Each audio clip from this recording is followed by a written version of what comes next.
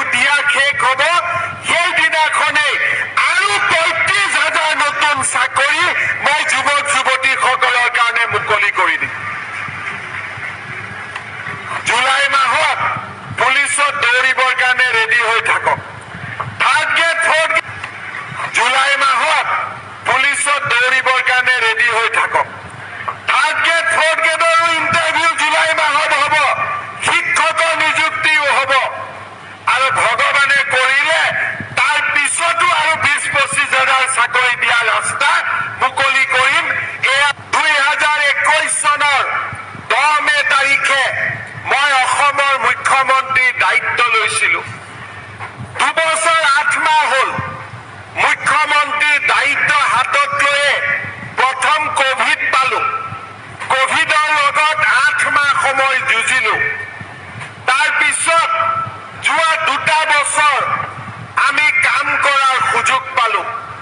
ইলেকশ্যনৰ সময়ত মই কমলপুৰ সমষ্টিত, ৰঙিয়া সমষ্টিত আহিছিলো।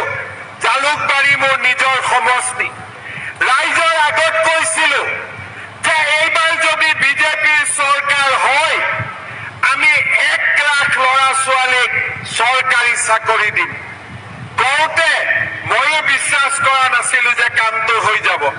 কবৰ কাৰণে কোনোবা নেদেখা শক্তিয়ে মোক সাহস দিছিলে আৰু মই কৈ দিছিলো 1 লাখ চাকৰি হ'ব।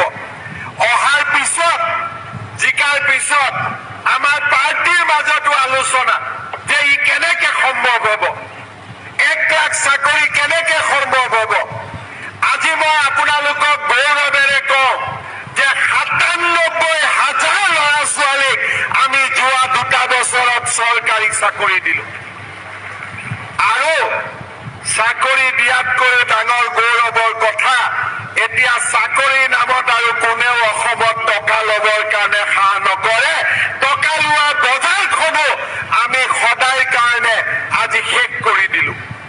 শ্ৰদ্ধাৰ ৰাইজ, 1 লাখ চাকৰি হৈ গ'ল।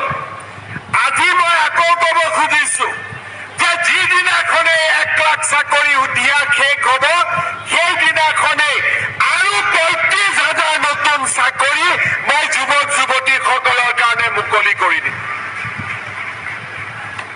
জুলাই মাহত পুলিচত দৌৰিবৰ কাৰণে ৰেডি হৈ থাকক।